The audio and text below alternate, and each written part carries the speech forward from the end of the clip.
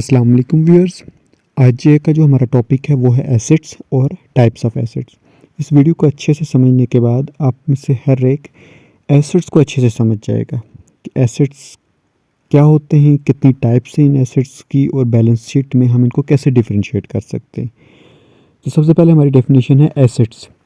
Assets की simple way में अगर मैं इसको डिस्क्राइब करूँ तो एसेट्स इकोनॉमिक रिसोर्सेज होते हैं बिज़नेस के, और ये जो इकोनॉमिक रिसोर्सेज होते हैं ये मलकियत बिज़नेस के ही होते हैं, बिज़नेस की ओनरशिप में होते हैं। ये बिज़नेस इनको ऑन कर रहे होते हैं और ये हेल्प कर रहे होते हैं बिज़नेस को इन रेवेन्यू जनरेशन, क्योंकि बिज़नेस का मेन जो मोटिव ही ये होता है कि प्रॉफिट को अर्न करना, और प्रॉफिट को अर्न करने में ये उसकी हेल्प कर रहे होते हैं। इन्हीं को यूज़ करते हुए बिज़नेस जो है वो प्रॉफिट को अर्न कर रहा होता है। तो ये थी बिज़नेस की डेफिनेशन। अब हम इसकी टाइप्स देखते हैं। एसेट्स को टू मेन कैटेगरीज में डिवाइड किया गया, या हम कह सकते हैं कि टू मेन टाइप्स हैं एसेट्स की। एक है करंट एसेट, दूसरा है फिक्स्ड एसेट्स। करंट एसेट्स को मज़ीद सब डिवाइड किया गया है कैश एंड कैश इक्विवेलेंट में, एब्सोल्यूट लिक्विड एसेट में, लिक्विड एसेट्स में। ये चीज़ें कहाँ हेल्पफुल होती हैं? ये चीज़ें मोस्टली हमें रेशियो एनालिसिस में बड़ी हेल्पफुल होती हैं। तो इसलिए अभी इनको अगर समझ लिया जाए तो आगे बहुत हेल्पफुल होता है हमारे लिए ये। उसके बाद दूसरी तरफ जो इसकी दूसरी मेन टाइप है वो है फिक्स्ड एसेट्स। उसको मज़ीद सब डिवाइड किया गया है टेंजिबल एसेट्स में, इंटेंजिबल और वेस्टिंग एसेट। इसमें जो इंटेंजिबल एसेट है इसको मज़ीद सब डिवाइड किया गया है। इसमें फिक्टिशियस एसेट्स भी हमारे आ जाते हैं। कुछ होते हैं इंटेंजिबल हैं, इसमें कुछ एसेट्स जो होते हैं वो फिक्टिशियस होते हैं। बेसिकली ये इंटेंजिबल की टाइप्स होती है। तो अब इसको मज़ीद डिटेल में देखते हैं इन तमाम चीज़ों को वन बाय वन करके। अब हमारे पास है करंट एसेट्स। करंट एसेट्स हमारे वो एसेट्स होते हैं जिसमें सिर्फ अपने दो चीज़ें याद रखनी है इसको याद रखने के लिए। सबसे पहले ये कि ये फॉर सेल होते हैं, परमानेंट यूज़ के लिए नहीं होते। और दूसरी बात, इनकी जो यूज़फुल लाइफ होती है ना वो 1 ईयर या इससे कम होती है। और हम ऐसे भी कह सकते हैं कि ये एक ऑपरेटिंग साइकिल के अंदर अंदर ये इस्तेमाल हो जाएंगे, या फिर हम ऐसे भी कह सकते हैं कि 1 साल के अंदर अंदर ये कैश में कन्वर्ट हो जाएंगे। लेकिन यहाँ पे एक चीज़ भी ये भी लाजमी समझनी है कि लाजमी नहीं है कि ये 1 साल के अंदर हर हाल में कन्वर्ट हो जाएंगे कैश में या यूज़ हो जाएंगे, लाजमी नहीं है। लेकिन नॉर्मली 1 साल के अंदर ये यूज़ हो जाते हैं, और बाज़ टाइम ये 1 साल से ज़्यादा कर्सा भी चल जाते हैं। वो कैसे, वो मैं बताता हूँ। अब ये हमारे पास जितने करंट एसेट्स हैं उनकी लिस्ट ही है। अब मैं वन बाय वन सबका बताता हूँ कि ये कैसे करंट एसेट्स हैं और इनका क्या मतलब है। सबसे पहले कैश इन हैंड, जो हमने डेफिनेशन में दो चीज़ें पढ़ी ना कि यूज़फुल लाइफ और फॉर सेल, दोनों को इस पर अप्लाई करते हैं। कैश इन हैंड, पेटी cash, cash at bank same consider किया जाता है, ठीक है। तो ये जो कैश होता है ये हम परमानेंट नहीं रखते अपनी कंपनी। 1 साल के अंदर कई बार हम वेजेस दे देते हैं, सैलरीज दे देते हैं, रेंट पे कर देते हैं, बहुत से एक्सपेंसेस को हम पे कर रहे होते हैं। तो ये तो हमारे पास नहीं रहेंगे। दोनों सिचुएशंस यहाँ पे अप्लाई हो जाएगी। दूसरी चीज़ मार्केटेबल सिक्योरिटीज़। मार्केटेबल सिक्योरिटीज़ कौन सी होती हैं? सिक्योरिटीज़ कौन सी होती हैं? शेयर्स या फिर डिबेंचर, ठीक है। तो ये जो मार्केटेबल सिक्योरिटीज़ होती हैं ये कौन सी होती हैं? ये वो होती हैं जिनकी बहुत ज़्यादा डिमांड होती है मार्केट में, बहुत ज़्यादा, इतनी ज़्यादा कि अभी अगर हम जाएं स्टॉक मार्केट में तो ये अभी अगर ऑफ़र करें कि हमने ये बेचना है तो 2-3 मिनट में या फिर इवन के 1 दिन के अंदर अंदर ये सारे बिक जाएंगी। ये वो मार्केटेबल सिक्योरिटीज़ का जिक्र है, ठीक है। जिनकी डिमांड मार्केट में बहुत ज़्यादा हाई है उनको मार्केटेबल सिक्योरिटीज़ कहा जाता है। तो जो 1 दिन में बिक जाएँ तो वो तो उस पर तो करंट एसेट ही कहलाएगा, ठीक है। अच्छा, इसमें ऊपर एक चीज़ कैश एट बैंक में लिखा हुआ है कि only current account and business account, सिर्फ यही हमारा जो है इसमें कंसिडर होगा। लेकिन ये किस में होगा ये मैं बताऊंगा उस वक्त जब ये लिक्विड एसेट्स का हम जिक्र करेंगे। फिर हम करंट एसेट्स को पढ़ रहे हैं, ठीक है। नेक्स्ट है अकाउंट रिसीवेबल। ये भी शॉर्ट टर्म जो होते हैं हमारे लोन जो हमने गिवन होते हैं या फिर हमने सेल्स की होती हैं क्रेडिट पे, तो ये 1 साल के अंदर अंदर हमें पे हो जाता है। सन्ड्री डेटर्स भी, रेवेन्यू रिसीवेबल्स भी, सारी चीज़ों पे ये इन्वेंट्री भी इसी तरह। Short term advances given to suppliers, prepaid expense, सारे एक साल के अंदर अंदर इन पे ये दोनों रूल्स अप्लाई हो जाते हैं। अब मैंने एक बात कही थी कि कुछ चीज़ें ऐसी होती हैं कि हम कह तो रहे होते हैं कि ये 1 साल के अंदर अंदर इन्होंने यूज़ हो जाना है, लेकिन लाजमी नहीं होता कि 1 साल के अंदर ये यूज़ हो जाएं। वो क्यों? जैसे कि इन्वेंट्री है, 1 साल के अंदर सेल तो कई बार होती है, लेकिन लाजमी तो नहीं है कि इन्वेंट्री सारी की सारी 1 साल के अंदर सेल हो जाए, अगले साल भी कुछ जा सकती है, ठीक है। इसलिए नॉर्मली ये कहा जाता है करंट एसेट्स वो एसेट्स हैं जो 1 साल के अंदर अंदर कैश में कन्वर्ट हो जाए, उनको करंट एसेट्स कहा जाता है। अब करंट एसेट्स के अंदर कुछ एसेट्स होते हैं जिनको कैश एंड कैश इक्विवेलेंट कहा जाता है। वो कौन कौन से होते हैं? कैश एंड कैश इक्विवेलेंट मतलब कैश या कैश की तरह, जैसे कि कैश इन हैंड है वो तो कैश ही है, पेटी कैश है वो भी कैश ही है, ठीक है, जो छोटे मोटे खर्चों के लिए हमने रखा होता है। फिर कैश एट बैंक।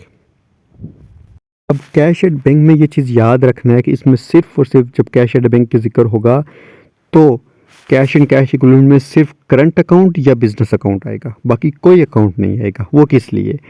क्योंकि बैंक में 3 तरह के अकाउंट होते हैं, जिसमें सबसे पहला होता है करंट अकाउंट, फिर profit loss saving account, third one fixed deposit account.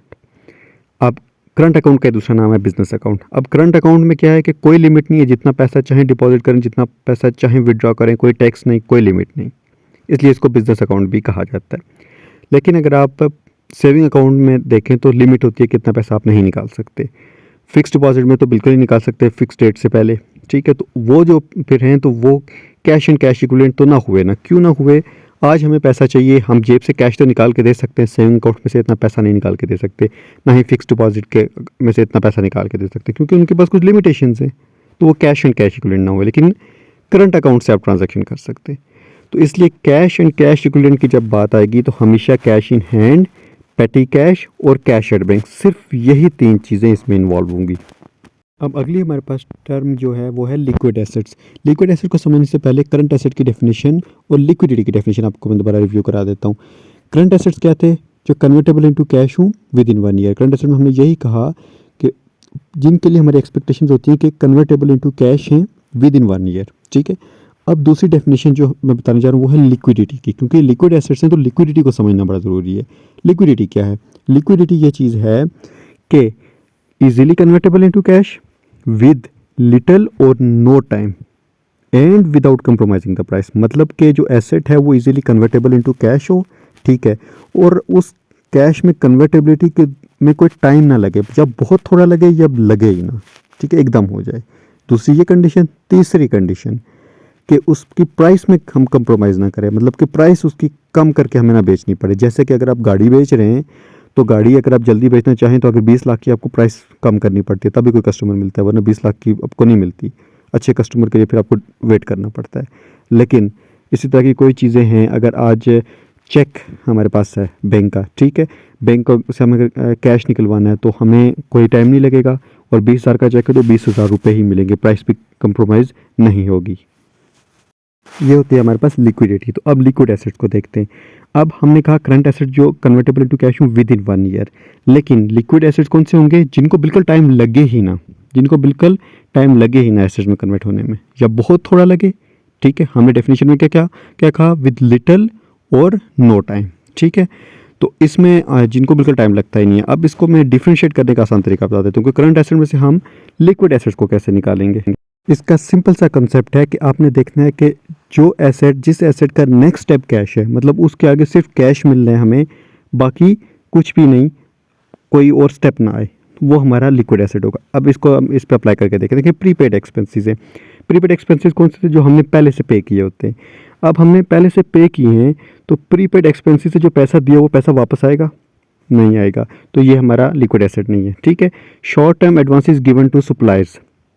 अब जो एडवांसेस हमने सप्लायर्स को दें, क्या क्या वो हमें एकदम मिल जाएंगे? नहीं, उस पर टाइम लगेगा, तो वो हमारा जो है कभी भी लिक्विड एसेट नहीं हो सकता। नेक्स्ट है इन्वेंट्री। इन्वेंट्री अगर इन्वेंट्री का नेक्स्ट स्टेप कैश है, पहले ये देख लेते हैं। देखें इन्वेंट्री सेल होगी, सेल के बाद हमें कैश मिलेगा, तो इन्वेंट्री का नेक्स्ट स्टेप क्या है? सेल। उसके बाद वाला स्टेप कैश है, और वो भी लाजमी नहीं है कि आपका क्रेडिट पे हो जाए, ठीक है। तो इन्वेंट्री भी हमारी लिक्विड एसेट नहीं है। फिर रेवेन्यू रिसीवेबल्स, मतलब कि हमने उधार पे चीज़ें बेची हुई हैं, हमें पैसा मिलना है, तो उधार पे चीज़ें बेची हुई हैं, नेक्स्ट स्टेप क्या है? पैसा मिलना है, कैश, लिक्विड एसेट्स है। सन्ड्री डेटर्स, ये भी वही है, ठीक है। मतलब कि हमने उधार पे चीज़ें बेची हैं, जब उधार पे चीज़ें बेची हैं तो नेक्स्ट स्टेप क्या है? हमें पैसा मिलना है, कैश, ठीक है। अकाउंट रिसीवेबल भी वही, ठीक है, हमें उधार पे चीज़ें बेची हुई हैं और हमें मिल जाना है पैसा। मार्केटेबल सिक्योरिटीज़, मार्केट में गए, बेचनी तो नहीं है ना, इसका वो सेल वाला सिस्टम तो नहीं होता ना कि हमने उधार पे चीज़ें दी हैं। मार्केटेबल सिक्योरिटीज़ के बारे में हमने क्या कहा था? जिसकी हाई डिमांड होती है मार्केट में जाते ही पैसा मिल गया, ठीक है। ये भी हमारा लिक्विड एसेट हो गया। Cash at bank liquid asset है, क्योंकि बस जाते ही बैंक में हमें पैसा मिल जाएगा, लेकिन सिर्फ इसमें करंट अकाउंट और बिजनेस अकाउंट। उसके बाद पेटी कैश और कैश इन हैंड, ये हमारे लिक्विड एसेट्स है। इसके बाद जो सेकंड टर्म है वो है एब्सोल्यूट लिक्विड एसेट्स। आप जो लिक्विडिटी की डेफिनेशन पढ़ी थी उसमें पढ़ा था कि which can easily B convertible into cash with little और नो टाइम। ठीक है, तो जो लिटिल वाली टर्म है ना वो लिक्विड एसेट में होती है, और नो टाइम वाली एब्सोल्यूट लिक्विड एसेट्स में, जिसमें कोई टाइम नहीं लगना चाहिए, बिल्कुल एकदम जाके तो हमें पैसा मिल जाए। अभी देखें कि रेवेन्यू रिसीवेबल्स में, सन्ड्री डेटर्स में लिटिल टाइम लगेगा, अकाउंट रिसीवेबल्स में लिटिल टाइम लगेगा। 2 महीने अगर ड्यू डेट को रहते हैं तो 2 महीने के बाद मिलेंगे, लेकिन करंट एसेट्स में तो लिमिट हमारी 1 साल थी ना, इसमें उससे कम है, लिटिल टाइम लगता है लिक्विड एसेट्स में। ठीक है, डेफिनेशन में लिक्विडिटी में पढ़ा था ना, विद लिटिल और नो टाइम। लिटिल टाइम किस में लगता है, मतलब थोड़ा टाइम किस में लगता है, लिक्विड एसेट्स में, लेकिन एब्सोल्यूट लिक्विड एसेट्स में लिटिल टाइम भी नहीं लगता, नो टाइम। तो हमने वही जो एसेट्स हैं उनको एब्सोल्यूट लिक्विड एसेट्स में काउंट करना है जो जिनमें नो टाइम लगे। इसमें सबसे पहले कैश इन हैंड, उसमें कोई टाइम नहीं लगना, बस पॉकेट में हाथ डालना है। पेटी कैश वही चीज़ है, कैश एट बैंक में जाके चेक देना है और हमें पैसा मिल जाएगा। और मार्केटेबल सिक्योरिटीज़, ठीक है, आजकल तो ऑनलाइन तरीका है, आपको स्टॉक मार्केट में जाना ही नहीं पड़ता। ठीक है, बस कहना है तो बिक के। ठीक है, तो ये जो 4 हैं हमारी, ये एब्सोल्यूट लिक्विड एसेट्स में आती हैं। लेकिन जो हमारे सन्ड्री डेटर्स हैं, इसी में मोस्टली जो नोट्स पेबल होते हैं, सॉरी नोट रिसीवेबल होते हैं और अकाउंट रिसीवेबल होते हैं, रेवेन्यू रिसीवेबल होते हैं, वो सब सन्ड्री डेटर्स में काउंट होते हैं, तो वो हमारे लिक्विड एसेट्स में काउंट होते हैं। लेकिन ये एब्सोल्यूट लिक्विड एसेट्स में काउंट नहीं होते, क्योंकि इनमें लिटिल टाइम लगता है। हमें एब्सोल्यूट लिक्विड एसेट्स में सिर्फ वो चाहिए होते हैं जिनमें नो टाइम, ठीक है, एकदम कैश में कन्वर्ट हो जाएं। इसको मैं सिंपल सा रिव्यू देता हूँ कि जो करंट एसेट्स होते हैं जो easily convertible into cash with in 1 year, या जिनके घर में हमारी एक्सपेक्टेशंस होती हैं कि कैश में कन्वर्ट हो जाएंगे 1 साल के अंदर। लिक्विड एसेट्स कौन से होते हैं, जिनका नेक्स्ट स्टेप कैश हो, जिसमें लिटिल टाइम तो लगे लेकिन ज़्यादा टाइम ना लगे, नेक्स्ट स्टेप कैश हो। ठीक है, और एब्सोल्यूट लिक्विड एसेट्स में जिसमें लिटिल टाइम की भी गुंजाइश नहीं है, नो टाइम, एकदम कन्वर्ट हो जाए। और cash and cash equivalent, cash and cash equivalent में सिर्फ वो एसेट्स हमारे होते हैं जो कैश हों या कैश जैसे हों, जिसमें 3 चीज़ें आती हैं, कैश इन हैंड, पेटी कैश और कैश एट बैंक। और कैश एट बैंक में याद रखना है सिर्फ और सिर्फ करंट या फिर बिजनेस अकाउंट, बाकी कोई अकाउंट इसमें शामिल नहीं होता। अब नेक्स्ट टर्म है हमारी फिक्स्ड एसेट्स। फिक्स्ड एसेट्स को सिंपल वे में बताता हूँ कि फिक्स्ड एसेट्स वो एसेट्स होते हैं जो हमने सेल के लिए नहीं रखे होते, परमानेंट यूज़ के लिए हमने कंपनी में रखे होते हैं, और उनकी यूज़फुल लाइफ हमेशा 1 साल से ज़्यादा होती है, या फिर हम कह सकते हैं कि एक ऑपरेटिंग से ज़्यादा साइकिल्स में वो एसेट्स यूज़ होते हैं, उनको हम फिक्स्ड एसेट्स कहते हैं। इनको मज़ीद सब डिवाइड किया गया है टेंजिबल फिक्स्ड एसेट्स में, इनटेंजिबल फिक्स्ड एसेट्स में और वेस्टिंग एसेट्स में। अब पहली टाइप है फिक्स्ड टेंजिबल एसेट। ये वो एसेट्स होते हैं जो होते तो फिक्स हैं, परमानेंट यूज़ के लिए भी होते हैं, 1 साल से ज़्यादा की लाइफ तो होती है, लेकिन ये वो एसेट्स होते हैं जिनको हम फिज़िकली टच कर सकते हैं और इनको फिज़िकली हम यूज़ करते हैं, उनको टेंजिबल एसेट्स करते हैं। मिसाल के तौर पर हमारी जो मशीनरी होती है हमारी बिज़नेस में, हमारा फर्नीचर होता है, हमारी बिल्डिंग होती है, लैंड, जितने भी कार्स होते हैं, कंप्यूटर्स वगैरह हो गए, इनको हम देख भी सकते हैं, छू भी सकते हैं, उनको हम टेंजिबल एसेट्स कहते हैं, फिक्स टेंजिबल एसेट्स कहते हैं। और इन पे डेप्रिसिएशन चार्ज होती है। डेप्रिसिएशन क्या होता है कि ग्रेजुअल सिस्टमेटिक एलोकेशन होती है कॉस्ट की, ठीक है, over a period of time, एक पूरे पीरियड पे हम सिस्टमेटिकली कॉस्ट को एलोकेट कर रहे होते हैं। डेप्रिसिएशन का टॉपिक मैंने अलग रखा हुआ है, वहाँ पे इस चीज़ को मैं बताऊँगा। तो फिक्स टेंजिबल एसेट्स की इतनी पहचान है कि इनको हम टच कर सकते हैं फिजिकली, और इनको फिजिकली हम यूज़ करते हैं। फिक्स्ड इनटेंजिबल एसेट्स की, तो ये वो एसेट्स होते हैं, अगर हम बात करें बाकी तमाम सेम होते हैं, फिक्स्ड एसेट्स ही होते हैं, सिर्फ इनमें ये अलग चीज़ होती है कि इनको हम छू नहीं सकते, इनका फिजिकल एग्जिस्टेंस नहीं होता। हम इनको एज सच देख तो सकते हैं लेकिन इनको फिजिकली टच नहीं कर सकते, क्योंकि इनका फिजिकल एग्जिस्टेंस होता ही नहीं है। लेकिन ये भी रेवेन्यू अर्न करने के लिए यूज़ होते हैं। मिसाल के तौर पर हमारा कॉपीराइट हो गया, ट्रेडमार्क हो गया, पेटेंट, गुडविल, फ्रेंचाइजिंग, R&D, ये सारी चीज़ें हमारी फिक्स्ड इंटेंजिबल एसेट्स में आती हैं। इसमें अमोर्टाइजेशन भी इन्होंने बताया, लेकिन वो मैं आगे एक्सप्लेन करूँगा कि अमोर्टाइजेशन होता क्या है। ये जो एग्जांपल्स बताई हैं ना फिक्स्ड इंटेंजिबल एसेट्स की, इनको वन बाय वन देखते हैं कि ये कैसे हमारे इंटेंजिबल एसेट्स हैं और इनको हम यूज़ करते हुए रेवेन्यू जनरेट कर सकते हैं। तो इन एग्जांपल्स में सबसे पहले हमारे पास जो चीज़ आ जाती है वो है कॉपीराइट। कॉपीराइट ये चीज़ है ना कि जब भी कोई इंसान कोई चीज़ बनाता है, खुद बनाता है कोई चीज़, बनाने के बाद अब वो यूज़ करते उससे पैसा तो कमा सकते हैं, लेकिन ये ख़तरा होता है कि कोई शायद इसकी चोरी कर ले या इसको कॉपी करके यूज़ करके शायद वो भी इससे पैसे कमाने लगे, तो वो उसको रजिस्टर करा देता है, वो अपना कॉपीराइट बना देता है। कॉपीराइट बना के वो उसकी अपनी मलकियत हो जाती है, वो उसका एक राइट हो जाता है। और उसको यूज़ करते हुए रेवेन्यू जनरेट कर सकता है। मिसाल के तौर पर कुछ लोग क्या करते हैं, कोई म्यूज़िक बना लेते हैं, कोई टीवी शो बना लेते हैं, कोई मूवी बना लेते हैं या कोई वीडियो बना लेते हैं। इस तरह की जो चीज़ें होती हैं, या फिर वो कोई बुक होती है उनकी, बुक लिख देते हैं। तो कोई और किस्म की कोई म्यूज़िकल कंपोजिशन हो गई, कंप्यूटर के प्रोग्राम्स वगैरह हो गए, गेम्स हो गई और कोई विजुअल इफ़ेक्ट्स हो गए, कोई भी इस तरह की चीज़ें जब वो डिज़ाइन कर लेते हैं, कोई सॉफ्टवेयर हो गया, जब ये चीज़ें वो डिज़ाइन कर लेते हैं, जब वो कर लेते हैं तो अब वो इसको यूज़ करते हुए पैसा कमा सकते हैं। तो इसको कॉपी होने से बचाने के लिए, इसको चोरी होने से बचाने के लिए वो इसको रजिस्टर कराते हैं, वो उनका कॉपीराइट बन जाता है।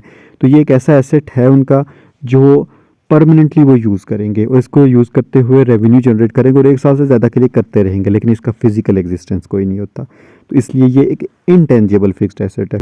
तो नेक्स्ट चीज़ हमारे पास आ जाती है ट्रेडमार्क। ट्रेडमार्क क्या होता है कि जब भी कोई कंपनी बनाता है ना, कंपनी बनाने के बाद वो उस कंपनी का एक लोगो बनाता है, एक स्लोगन बनाता है, ठीक है। वो लोगो अब कोई और कॉपी ना कर सके, इसलिए उसको रजिस्टर करा देता है। उस जो लोगो को रजिस्ट्रेशन करता है वो, उसको हम ट्रेडमार्क कहते हैं। जैसे कि अगर पेप्सी का देखें, पेप्सी का एक लोगो है, उसको देखते ही हमें पेप्सी का पता चल जाता है कि ये पेप्सी है। इसी तरह आईफोन का एक लोगो है, एप्पल का, ठीक है। इसी तरह हर कंपनी का एक लोगो होता है जो रजिस्टर्ड होता है, जो कोई और कॉपी नहीं कर सकता। क्यों नहीं कर सकता? उन्होंने अपना ट्रेडमार्क रजिस्टर कराया होता है। तो ये जो लोगो स्लोगन्स होते हैं, इनको यूज़ करते हुए वो पैसा कमाते हैं। कैसे? जैसे पेप्सी का है, हम उसकी पहचान ही उसको लोगो से कर रहे होते हैं। पेप्सी तो कहीं भी लिखा जा सकता है, ठीक है। तो उसके लोगो को यूज़ करते वो भी एक किस्म का इनका एसेट होता है, जिसको लॉन्ग टर्म में वो यूज़ करते हैं। तो वो भी एक किस्म का इंटेंजिबल एसेट होता है हमारा। इसी तरह होते हैं हमारे पेटेंट। पेटेंट क्या होते हैं? कोई भी बंदा जब कोई न्यू चीज़ इन्वेंट करता है ना, इन्वेंशन करता है, ठीक है, वो इन्वेंशन को अपने रजिस्टर करा देता है, वो उसका पेटेंट बन जाता है। जैसे कि किसी बंदे ने कोई मेडिसिन की इन्वेंशन कर दी, मेडिसिन कोई बना दी, तो अब वो उसकी किस्म की इन्वेंशन हो गई, तो वो उसको अपने नाम पे अब रजिस्टर करेगा। तो वो रजिस्टर जो ही करेगा तो वो उसका पेटेंट बन जाएगा। तो ये भी एक हमारा इंटेंजिबल एसेट होता है। नेक्स्ट है गुडविल। गुडविल क्या होता है कि बिज़नेस की पॉपुलैरिटी होती है, उसका एक नाम होता है, उसकी एक रेपुटेशन होती है मार्केट में, उसको गुडविल कहा जाता है। ये तब भी आती है जब या तो कोई न्यू पार्टनर इंट्रोड्यूस हो रहा हो, मतलब कोई पार्टनरशिप का बिज़नेस हो, 2 पार्टनर्स हों या 3 पार्टनर्स हों, 1 न्यू पार्टनर या 2 न्यू पार्टनर वो ऐड करना चाह रहे हों, तो उस वक़्त ये गुडविल आती है। या फिर बिज़नेस कंप्लीटली सोल्ड हो जाए, उस वक़्त ये गुडविल आती है। तो इसको नॉर्मली एकदम जो परचेज़ करने वाला होता है, एकदम इसको एक्सपेंस ट्रीट नहीं कर सकता। जो एक्स्ट्रा पैसे वो दे रहा है, उसको नॉर्मली वो 5 ईयर्स में वो राइट ऑफ करता है। तो ये होती है गुडविल। अब गुडविल कैलकुलेट कैसे होती है ये? सपोज़ करते हैं कि एक बिज़नेस है जिसकी नेट वर्थ है 1 लाख रुपीज़।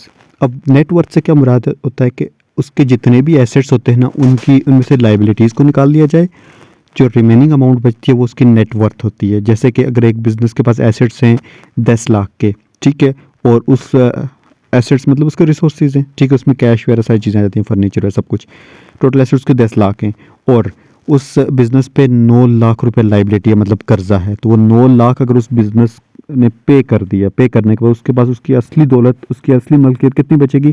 टोटल 1 लाख, क्योंकि 10 लाख में से 9 लाख तो कर्जे थे, पीछे उसकी बची 1 लाख रुपए उसकी वैल्यू, तो वो उसकी नेट वर्थ होती है। तो सपोज़ करते हैं एक बिज़नेस की जो नेट वर्थ है वो 1 लाख है और वो बेचना चाह रहा है, हम अगर उसको ख़रीदना चाह रहे हैं, लेकिन वो बिज़नेस वाला कह रहा है कि मैं नेट वर्थ तो 1 लाख है, लेकिन मैं 1,20,000 का ये सेल करूँगा। क्यों? मेरे बिज़नेस का एक नाम है मार्केट में, कस्टमर्स इधर आते हैं, एक अच्छी जगह पे है, मेरे कस्टमर को, मेरे बिज़नेस को दूर दूर तक लोग जानते हैं, एक अच्छा नाम है, रेपुटेशन है मेरी मार्केट में, तो मैं उसके लिए तो कुछ चार्ज करूँगा। तो नेट वर्थ अगर 1 लाख है तो मैं 1,20,000 रुपये लूँगा। तो वो जो 20,000 एक्स्ट्रा ले रहे हैं ना, वो गुडविल है। गुडविल पार्टनरशिप के सेंस में और बिज़नेस के सेंस में कैलकुलेट कैसे होती है? बिज़नेस के सेंस में तो मैंने आपको सिंपल बता दिया। पार्टनरशिप में ये होता है कि वो पार्टनर्स पे उसको डिवाइड करना पड़ता है, तो वो थोड़ा सा इसलिए ऐसे वॉइस पे समझाना मुश्किल है। उसके लिए एक अलग प्रैक्टिकल वर्क की वीडियो मैं बना चुका हूँ, मेरे चैनल पे मौजूद है, उस पर वो देखी जा सकती है कि कैसे हम पार्टनरशिप के जब बिज़नेस होगा तो गुडविल कैसे कैलकुलेट करेंगे। बिज़नेस का सिंपल सा मैंने बता दिया, उधर बिज़नेस को मैंने मैथमेटिकली कैलकुलेट किया, तो वहाँ पर आप देख सकते हैं। तो गुडविल भी हमारा एक फिक्स्ड इंटेंजिबल एसेट है। क्यों? क्योंकि अगर हम इसको ले रहे हैं तो ये गुडविल भी हमारा एक नाम है ना, तो और इस गुडविल का जो फ़ायदा है, हम इसने अगर 20,000 जैसे इस एग्जांपल के तहत हमने खर्चा किया है, इसका फ़ायदा हमें 1 साल से में नहीं होगा, 1 साल से ज़्यादा होगा, क्योंकि इस गुडविल को यूज़ करते हुए, अपनी अच्छी रेपुटेशन को यूज़ करते हुए हम प्रॉफिट बहुत ज़्यादा कमाएंगे, लंबे अरसे तक कमाते रहेंगे। तो इसलिए ये भी एक हमारा एक एसेट है, और लेकिन इसका कोई फिजिकल एग्जिस्टेंस नहीं है ना, तो इसलिए हम इसको इंटेंजिबल एसेट्स के ज़ुमरे में ट्रीट करेंगे। इसके बाद जो नेक्स्ट हमारी जो टाइप है ना वो है फ्रेंचाइजिंग। फ्रेंचाइजिंग क्या चीज़ होती है कि एक लीगल राइट होता है किसी भी ब्रांड के एसेट्स को या फिर उसकी प्रॉपर्टीज़ को यूज़ करने का। मिसाल के तौर पर जैसे कि अगर कोई स्कूल अच्छा है, पूरा एक नेटवर्क है स्कूलिंग का, अगर आप उसका देखा जाए तो वो स्कूल की अगर ब्रांच हम अपने एरिया में ओपन कराना चाहेंगे तो कैसे करेंगे? उसके लिए सबसे पहले हमें कुछ फ़ी पे करनी पड़ती है। वो फ़ी उसको क्या कह रहे होते हैं? सिक्योरिटी फ़ी कह रहे होते हैं। वो बेसिकली क्या होती है कि ये एक अमाउंट होती है जो हम पे कर रहे होते हैं ताकि उस ब्रांड जैसे पाकिस्तान में पंजाब कॉलेजेस का एक बहुत बड़ा नेटवर्क है, ठीक है? तो अगर आपके सिटी में ये फ्रेंचाइज इसकी ओपन हुई है, पंजाब कॉलेज का एक कैंपस ओपन हुआ है, तो उन्होंने क्या किया कि उन्होंने सबसे पहले एक सिक्योरिटी फ़ी टाइप एक फ़ी पे की इस ब्रांड को, इससे जो नेटवर्क है इसके ओनर को। जब उन्होंने पे की तो उस ब्रांड ने या उस ब्रांड के ओनर ने उनको एक लीगल राइट दे दिया, एक राइट दे दिया कि इस ब्रांड के तमाम एसेट्स और प्रॉपर्टीज़ को आप यूज़ कर सकते हैं। मीन्स कि उनकी उनकी बिल्डिंग्स जो वो बना के देंगे, वो उन्होंने कोई सॉफ्टवेयर बनाया हुआ है वो यूज़ कर सकते हैं, वो जो टीचर्स को ट्रेनिंग प्रोवाइड करते हैं वो ये यूज़ कर सकते हैं। इसी तरह जो जोंग की जो नेटवर्किंग की है, जोंग हो गया, पीटीसीएल हो गया, इनके फ्रेंचाइज होती है, ये भी वही होता है। चीज़ें सब उनकी होती है, सिर्फ उन्हें सिक्योरिटी फ़ी पे की होती है और उनके राइट्स को यूज़ करते हुए ये आगे बिज़नेस कर रहे होते हैं। अब जो उन्होंने अमाउंट पे की फ्रेंचाइज़ ख़रीदने में, ठीक है? स्कूल पर उन्होंने सपोज़ के जो अमाउंट पे की, सपोज़ के 50 लाख पे की। अब वो 50 लाख पे की उसको किस में पे की? फ्रेंचाइज़ खरीदी। उस फ्रेंचाइज़ को यूज़ करते हुए वो सालों साल मुनाफ़ा कमाएँगे, कोई एक दिन नहीं कमाएँगे। इसका फ़ायदा फिर लंबे अरसे के लिए हो गया, परमानेंट यूज़ है, तो ये भी एक फ़िक्स्ड इंटेंजिबल एसेट है क्योंकि फिजिकल एग्जिस्टेंस तो है नहीं एज सच। अब ये फ्रेंचाइज में मैं बिल्डिंग की बात नहीं कर रहा, फ्रेंचाइज की बात कर रहा हूँ, ठीक है? फ्रेंचाइज परचेज की इसका मतलब क्या होता है कि उन्होंने लीगल राइट परचेज किया। अब ये जो लीगल राइट परचेज किया ना, फ्रेंचाइजिंग का मतलब होता है लीगल राइट को परचेज करना। बिल्डिंग को परचेज करना फ्रेंचाइजिंग नहीं होता, लीगल राइट परचेज किया कि उनकी बिल्डिंग्स को, उनके एसेट्स को, और एसेट्स में उनका सॉफ्टवेयर आ सकता है, वो जो टीचर्स को ट्रेनिंग प्रोवाइड कर रहे हैं, मैं पंजाब कॉलेज की बात कर रहा हूँ, वो आप उनको अवेल कर सकते हैं, अपने टीचर्स वहाँ जाकर ट्रेन कर सकते हैं। तो आपने एक राइट परचेज़ की है, तो राइट के सेंस में जब इसको लिया जाता है ना, तो ये एक फ्रेंचाइजिंग हमारा एक इंटेंजिबल एसेट आ जाता है। इसलिए इसको क्योंकि हम छू नहीं सकते, राइट को हम छू नहीं सकते, सिर्फ हमारे पास एक अथॉरिटी है और इसको यूज़ करते हुए हम सालों साल प्रॉफिट कमाते हैं। इसके बाद है रिसर्च एंड डेवलपमेंट। अब ये जो है ना, इसको ट्रीट तो किया जाता है इंटेंजिबल फिक्स एसेट, लेकिन इसमें कुछ डिबेटर्स भी आ जाते हैं और वो क्या कहते हैं, वो आके कहते हैं कि आप इसको दो अलग अलग चीज़ों में इसको डिवाइड कर दें, मतलब रिसर्च को अलग कर दें और डेवलपमेंट को कर दें। अब यहाँ पे देखें कुछ डिबेटर्स हैं वो कहते हैं कि R&D को आप पूरा का पूरा इंटेंजिबल एसेट ट्रेड करें, लेकिन कुछ ऐसा नहीं कहते। कुछ ये कहते हैं कि R&D को अलग अलग कर दें, रिसर्च को अलग करें, डेवलपमेंट को अलग करें। रिसर्च को वो कहते हैं ये एक्सपेंस है क्योंकि ये इनिशियल स्टेजेस पे होता है, ठीक है? रिसर्च स्टार्ट करते हैं, ठीक है? तो डेवलपमेंट जब तब होती है जब हम रिसर्च कर चुके होते हैं, उसको मज़ीद एडवांस कर रहे होते हैं, डेवलप कर रहे होते हैं। जैसे कि मोबाइल टेक्नोलॉजी डेवलप हो चुकी है, मतलब रिसर्च इस पे हो चुकी है, ये एक टेक्नोलॉजी आ चुकी है, अब मज़ीद दिन ब दिन इसको डेवलपमेंट की तरफ लेके जाया जा रहा है, ठीक है? तो इसलिए उन्होंने कहा कि रिसर्च और डेवलपमेंट को आप अलग कर दें। क्यों? क्योंकि रिसर्च एक इनिशियल स्टेज है, ठीक है? और उसको एक्सपेंस ट्रीट करें, और एक्सपेंस हमेशा का हम जो है वो एसेट नहीं होता, एक्सपेंडिचर हमारा एसेट होता है। कैसे? इसके लिए मैं एक अलग वीडियो भी बना चुका हूँ, उस पे एक्सपेंस और एक्सपेंडिचर को मैंने डिटेल से बताया कि कैसे अलग होते हैं। देखें, हमने पैसा खर्च किया इलेक्ट्रिसिटी को बिल पे करने के लिए, ठीक है? पैसा खर्च किया, ठीक है, लेकिन उसका फ़ायदा इलेक्ट्रिसिटी बिल पे किया, उसका फ़ायदा सिर्फ 1 महीने से के लिए हुआ, मतलब 1 साल से कम हुआ, ठीक है? तो उसका फ़ायदा हमें 1 साल से कम हुआ ना, तो वो हमारा एक्सपेंस है। हमने पैसा खर्च किया, दूसरी सिचुएशन बता रहा हूँ, हमने पैसा खर्च किया बिल्डिंग को परचेज़ करने के लिए, पैसा इधर भी खर्च किया, लेकिन बिल्डिंग का फ़ायदा हमें 1 साल से ज़्यादा होगा, ठीक है? इसलिए उसको एक्सपेंडिचर कहा जाता है। तो जब भी एक्सपेंस की बात आई ना, तो वो कभी भी एसेट नहीं होता। जो एक्सपेंडिचर होता है बाद में हमारा एसेट बन जाता है। जैसे हमने पैसा खर्च किया बिल्डिंग परचेज़ करने के लिए, हमारा एसेट बन गई बिल्डिंग। फर्नीचर एसेट बन गया, पैसा ही खर्च किया ना, लेकिन इलेक्ट्रिसिटी बिल पे किया, एक्सपेंस है, एक फ़ायदा 1 साल से कम है ना। इसी तरह हमने वेजेस पे किए, एम्प्लॉइज़ को सैलरीज पे किए, ठीक है, एडवर्टीज़मेंट पे की, ठीक है?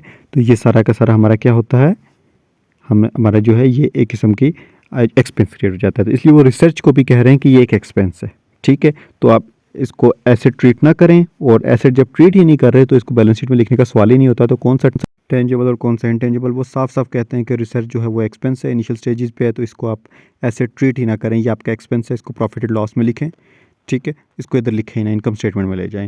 लेकिन डेवलपमेंट के लिए वो अलग सा थोड़ा कंसेप्ट रखते हैं। वो ये कहते हैं कि इसको आप कैपिटल एक्सपेंडिचर ट्रीट कर सकते हैं और एक इंटेंजिबल एसेट्स के तौर पर बैलेंस शीट में लिख सकते हैं। लेकिन कब?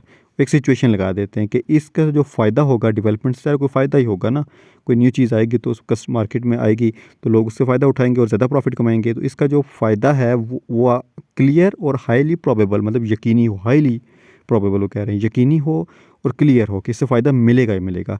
अगर कंपनी ये साबित कर सकती है, ये कमिटमेंट कर सकती है कि इससे फ़ायदा यकीनी है, मिलेगा ही मिलेगा, तो इसको आप एक्सपेंडिचर ट्रीट करें और एसेट लिखें और इंटेंजिबल एसेट के तौर पर ट्रीट करें। अदरवाइज़ इसको आप, वो कह रहे हैं कि जैसे रिसर्च को आपने एक्सपेंस ट्रीट किया है और उसको इनकम स्टेटमेंट में लिखा है, सेम इसके साथ भी वही काम करें अगर आपको यकीन नहीं है कि इससे फ़ायदा मिलेगा। ये एक डिबेटर्स का ग्रुप कह रहा है। दूसरा डिबेटर का ग्रुप क्या कह रहा है? R&D को उठाएं और लिखते हैं इंटेंजिबल एसेट्स। लेकिन दूसरा ग्रुप ये कहता है, मैं इसको समअप कर देता हूँ, कि रिसर्च आपका एक्सपेंस है, वो इसको डिवाइड कर देता है रिसर्च एंड डेवलपमेंट को 2 अलग पार्ट में, और कहता है कि रिसर्च इनिशियल स्टेजेस पे है, तो इनिशियल स्टेजेस पे है, इसको एक्सपेंस ट्रीट करें, एसेट ये है ही नहीं। डेवलपमेंट कॉस्ट के लिए वो कहते हैं अगर आप इसके लिए श्योर हैं कि इसका फ़ायदा यकीनी है, हाईली प्रोबेबल और क्लियर है, तो आप इसको एक्सपेंडिचर ट्रीट करें, एसेट ट्रीट करें, इंटेंजिबल एसेट पे लिखें। अगर आपको यकीन नहीं है तो सिंपल इसको रिसर्च कॉस्ट ट्रीट करें, एक्सपेंस इट मीन्स के इसको आप इनकम स्टेटमेंट में ले जाएं, एसेट ना लिखें। लेकिन दूसरा ग्रुप कहता है कि R&D को आप इंटेंजिबल एसेट ट्रीट करें। अब नेक्स्ट जो टाइप है फिक्स्ड एसेट्स की, वो है wasting asset. Wasting asset basically वो एसेट्स होते हैं ना जो नेचुरल होते हैं, नेचुरल जो रिसोर्सेज होते हैं उनको वेस्टिंग एसेट्स कहा जाता है। जैसे कि हमारी कोल, गैस, मिनरल्स, और इन पे डिप्लीशन चार्ज होती है। ठीक है, अब डिप्लीशन क्या है ये भी मैं आगे बताऊंगा, जब जहाँ पे डेप्रिसिएशन, अमोर्टाइजेशन, डिप्लीशन को मैं इकट्ठे करके बताऊंगा, उधर आपको इसका अच्छा कंसेप्ट समझ आएगा। अब जो हमारे इंटेंजिबल एसेट्स हैं, इंटेंजिबल फिक्स्ड एसेट्स, उसमें कुछ एसेट ऐसे होते हैं जो होते तो इंटेंजिबल नेचर के हैं, लेकिन उनमें कुछ कैरेक्टरिस्टिक्स अलग होती हैं, इसलिए उनको फिक्टिशियस एसेट कहा जाता है। अब फिक्टिशियस एसेट क्या है, इसको रिमाइंड करने के लिए, इसको जो वर्ड है ना फिक्टिशियस, उसका अगर मतलब देखें तो उसका मतलब होता है फेक, मीन्स कि जो ट्रू नहीं होता। ठीक है, वो होता है फिक्टिशियस। तो फिक्टिशियस एसेट्स कौन से होते हैं कि बेसिकली होते तो ये एक्सपेंस हैं या लॉसेज हैं। ठीक है, बात समझ आई? एक्सपेंस, एक्सपेंडिचर नहीं होते, एक्सपेंस होते हैं, और लॉसेज होते हैं। ठीक है, एक्सपेंस को तो नॉर्मली इनकम स्टेटमेंट लिखा जाता है ना, तो यही चीज़ है ना कि फिक्टिशियस एसेट्स कौन से होते हैं कि नाम से रिप्रेजेंट है कि ये फेक हैं, ये एसेट नहीं है, ये फेक हैं। फिक्टिशियस एसेट्स एक्सपेंसेस होते हैं, लॉसेज होते हैं। लेकिन क्या रीज़न है इनको लिखना की एसेट साइड पे? रीज़न ये है कि ये कम्प्लीटली राइट ऑफ नहीं किए जा सकते एक पार्टिकुलर अकाउंटिंग पीरियड में। जिस पीरियड में वो कर हो रहे हैं ना, उसमें उसको कम्प्लीटली राइट ऑफ नहीं कर सकते। कुछ रीजंस होती हैं क्यों नहीं कर सकते, वो रीज़न भी मैं आगे बताऊंगा। तो सिंपल से क्या मुराद है इस फिक्टिशियस एसेट से, कि फिक्टिशियस एसेट्स वो एसेट्स होते हैं बेसिकली जो एसेट्स नहीं होते, जो एक्सपेंसेस और लॉसेज होते हैं। बेसिकली होते हैं एक्सपेंस और लॉस होते हैं, लेकिन उनको जिस पीरियड में ये अक्कर हो रहे होते हैं ये लॉस और जो एक्सपेंस है, जिस अकाउंटिंग पीरियड में ये अकर हुए होते हैं, उसमें इनको कम्प्लीटली हम राइट ऑफ नहीं कर सकते। जब कम्प्लीट राइट ऑफ नहीं कर सकते तो इनको हम इनकम स्टेटमेंट में सारे नहीं लिख सकते, तो इसलिए उस वक्त तक हम इनको एसेट साइड पे लेकर लिख लेते हैं और इंटेंजिबल पोर्शन में लेकर आ जाते हैं। लेकिन क्योंकि ये एसेट नहीं है इसलिए इनको फिक्टिशियस एसेट ट्रीट करते हैं। ये एसेट्स नहीं होते, लेकिन ये एसेट साइड में शो होते हैं फाइनेंशियल स्टेटमेंट में सिर्फ कुछ टाइम के लिए, जब तक इनको कम्प्लीटली राइट ऑफ नहीं किया जाता। मैंने बताया इनको फिक्टिशियस क्यों कहते हैं, क्योंकि फेक होते हैं, एसेट नहीं होते। ठीक है, लेकिन इनको हम कंप्लीट राइट ऑफ क्यों नहीं कर रहे जब जिस पीरियड में ये अकर हुए हैं? उसकी रीज़न है कि इस एक्सपेंस से जो हमें फ़ायदा मिल रहा है ना, वो लंबे अरसे के लिए मिल रहा है, वो एक अकाउंटिंग पीरियड से ज़्यादा अकाउंटिंग पीरियड में मिल रहा है। अब एक खसूसियत आ गई इसमें एसेट की, तो एसेट ये होते हैं ना जिनका फ़ायदा एक अकाउंटिंग पीरियड से ज़्यादा का होता है, तो इसमें भी ये थोड़ा सा टच आ गया उस चीज़ का। ठीक है, तो ज़्यादा अरसे के लिए होता है, तो उसको एक ही पीरियड में राइट ऑफ कर देना ये लॉजिकल नहीं होगा। ठीक है, तो इसलिए इसकी कॉस्ट जो होते हैं एक ही अकाउंटिंग पीरियड में नहीं राइट ऑफ की जाती, कुछ इस साल की जाएगी, कुछ अगले साल, कुछ तीसरे साल, कुछ चौथे साल। उन्होंने अकाउंटिंग पीरियड कुछ जो है हमें जो स्टैंडर्ड्स हैं वो बताते हैं कि आप इतने साल में इसको राइट ऑफ करें, कुछ अपनी मर्ज़ी से हम करते हैं। ठीक है, तो इसकी एक रीज़न ये है। दूसरी वजह क्या है हम इसको कंप्लीट राइट ऑफ क्यों नहीं करते? दूसरी वजह ये है, सपोज़ कि हमें कोई एक्सपेंस हुआ या फिर लॉस हुआ है 5 लाख का। ठीक है, अब 5 लाख अगर एक ही साल में, पहले ही साल में हम उसको पूरा का पूरा राइट ऑफ कर दें और प्रॉफिट हमें 3 लाख का हुआ हो, ठीक है, तो बिज़नेस का इनिशियल स्टेज है ना, तो अगर इनिशियल स्टेज हो तो वो 3 लाख का हमें फ़ायदा हुआ हो, बिज़नेस छोटा सा, 5 लाख का हम नुकसान उधर लिखते हैं, ये एक्सपेंस लिखते हैं, तो हमारा बिज़नेस 2 लाख नुकसान में चलेगा, तो कोई भी इन्वेस्टर हमारे बिज़नेस को ट्रस्ट ही नहीं करेगा और मार्केट में हमारी वैल्यू ज़ीरो, मार्केट प्राइस गिरी, सारा बिजनेस फ्लॉप। तो इसलिए कम्प्लीटली इसको एक अकाउंटिंग पीरियड में राइट ऑफ नहीं किया जाता, मुख्तलिफ अकाउंटिंग पीरियड्स के ऊपर इसको स्प्रेड कर दिया जाता है ताकि थोड़ा थोड़ा करके इसको राइट ऑफ किया जाए, और तब तक इसको एज अ फिक्टिशियस एसेट हम अपने बैलेंस शीट में इसको लिख रहे होते हैं। अब इस वाले डॉक्यूमेंट में वो चीज़ ये रिपीट कर रहे हैं कि फिक्टिशियस एसेट कौन से होते हैं, वो लॉसेस होते हैं, एक्सपेंसेस होते हैं, जो कम्प्लीटली हम राइट ऑफ नहीं कर सकते अकाउंटिंग पीरियड के दौरान। ठीक है, इनकी कोई वैल्यू तो होती नहीं है, लेकिन फिर भी हम इनको एसेट साइड पे लिखते हैं अपने फाइनेंशियल स्टेटमेंट, लेकिन टेम्परेरी लिखते हैं, परमानेंटली नहीं लिखते। जब तक इनको राइट ऑफ करते हैं ना उनको उस वक्त तक इनको हम लिखते हैं। अब देखें जो बाकी एसेट्स थे वो कहते थे हम परमानेंट हैं, ये परमानेंट नहीं होते, ये टेम्परेरी हमने लिखे। जब तक इनको राइट ऑफ नहीं करते उस वक्त तक ये वहाँ पे लिखे हुए। ठीक है, क्यों? उस वही चीज़ उन्हें बताई हुई है कि इनका जो एक्सपेक्टेड बेनिफिट है ना, जो इन एसेट से हमें इनसे हमें मिलेगा, इन फिक्टिशियस एसेट से, वो एक अकाउंटिंग पीरियड से ज़्यादा है। ठीक है, तो ये नाइंसाफ़ी होगी कि हम इसको एक ही साल में जो है राइट ऑफ कर दें। वही चीज़ें जो हमने पहले पढ़ी थी इस डॉक्यूमेंट में, उन्होंने दोबारा इसको रिपीट कर दिया। अब यहाँ पे ये क्वेश्चन अराइज होता है कि जब इतनी इसमें जो है करेक्टरिस्टिक्स हैं एसेट्स की, तो एसेट को ही कर देना कि एक साल से ज़्यादा फ़ायदा दे रहा है, तो एसेट्स क्यों नहीं ट्रीट कर रहे हैं, इसको एसेट ही ट्रीट करें ना। क्यों कह रहे हैं कि ये फिक्टिशियस एसेट हैं, फेक एसेट्स हैं? इसकी एक रीज़न और भी है, इसकी एक मेन रीज़न ये भी है कि इंपॉर्टेंट करेक्टरिस्टिक्स ये है फिक्टिशियस एसेट की कि इनकी रीसेल वैल्यू नहीं होती। देखें आपके पास दूसरे एसेट्स हैं ना, पेटेंट हैं, आप इंटेंजिबल बाकी एसेट्स हैं, उनको बेचें आपको पैसा मिलेगा, अपना कॉपीराइट बेच दें पैसा मिलेगा, अपना ट्रेडमार्क बेचें पैसा मिलेगा, पेप्सी का कोई ट्रेडमार्क खरीद ले कितना पैसा उसको मिलेगा, रीसेल वैल्यू है ना उनकी। फ्रेंचाइज की रीसेल है, आपकी बिल्डिंग की है, आपकी गाड़ी की है, फर्नीचर की रीसेल है, इनकी कोई रीसेल प्राइस नहीं है। ठीक है, अब क्यों नहीं है इनकी रीसेल प्राइस? वो जब इसकी एग्जांपल मैं आपको बताऊंगा आप कहेंगे वाकई इसकी रीसेल प्राइस नहीं है। जैसे कि है प्रिलिमिनरी एक्सपेंसेस। वो कौन से एक्सपेंस होते हैं? बिजनेस स्टार्ट कर रहे हैं ना, बिजनेस स्टार्ट करने से पहले उसकी डॉक्यूमेंटेशन पे जो खर्चे हुए, ठीक है, उसके रजिस्ट्रेशन पे जो खर्चे हुए, ये खर्चे तो हुए ना आपके।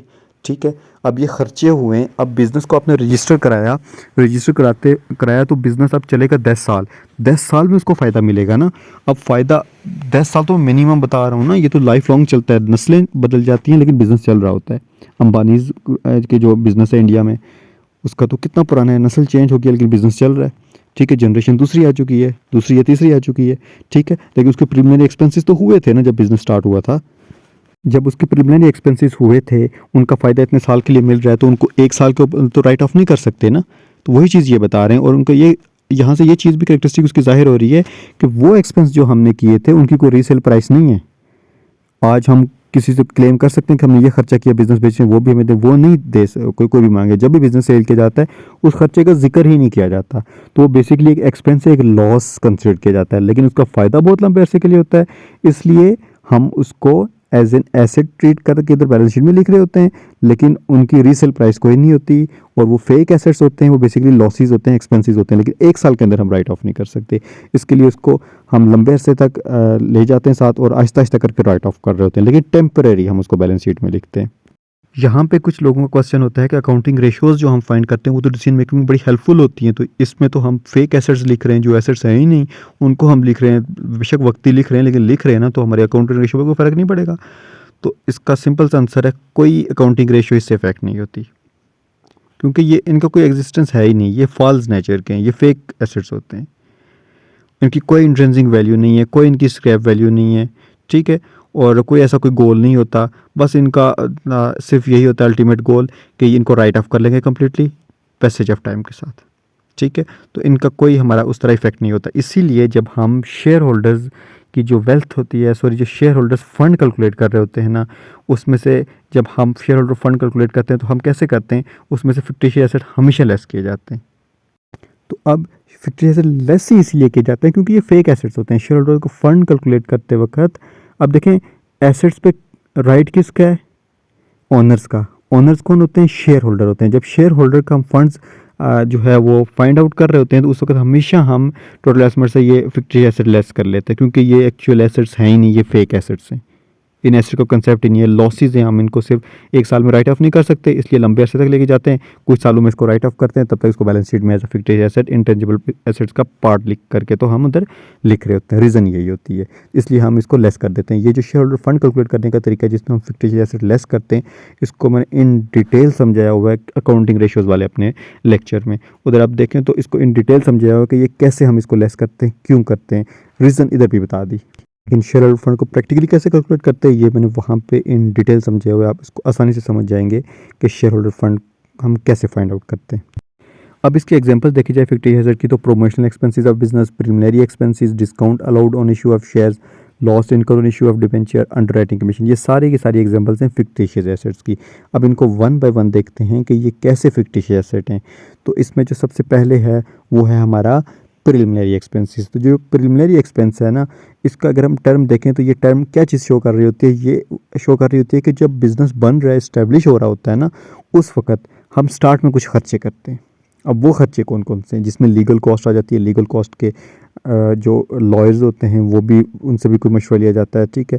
तो उनकी भी कोई कास्ट होती है, प्रोफेशनल फ़ीस होती है, प्रोफेशनल फ़ीस मतलब रजिस्ट्रेशन की या FPR से रजिस्ट्रेशन की मुख्तलिफ चीज़ें होती हैं, बोर्ड से, तो टैक्स डिपार्टमेंट से, उसके बाद स्टाम्प ड्यूटी होती है और प्रिंटिंग फीस, मतलब बहुत से खर्चे होते हैं, छोटे मोटे बेहिसाब खर्चे होते हैं, ठीक है।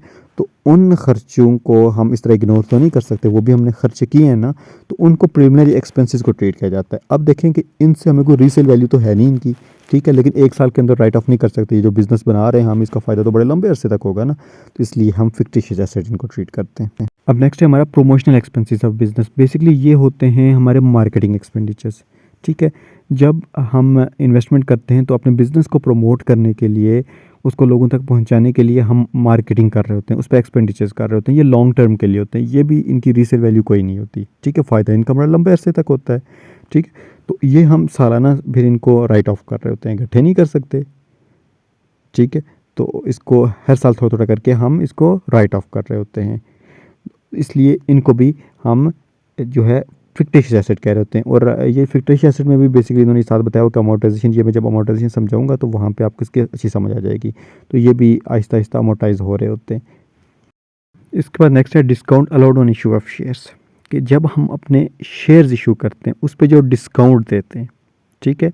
मतलब कि अगर जो शेयर है वो 25 रुपये का है और हम उसको 20 रुपये में इशू कर रहे हैं, तो ये 5 रुपया पर शेयर हम डिस्काउंट दे रहे हैं, तो ये हमारे लिए एक किस्म का हम कह सकते हैं लॉस ही है, ठीक है। अगर कंपनी यहाँ पे एग्जांपल दी कि 90,000 शेयर्स इशू कर रही है और हर एक पे अगर वो इतना डिस्काउंट दे रही है तो 4,50,000 का उसका डिस्काउंट है, मतलब ये एक किस्म का लॉस होगा। तो लॉस ट्रीट करेंगे, इसको हमेशा मिससेलेनियस एक्सपेंडिचर कहा जाता है।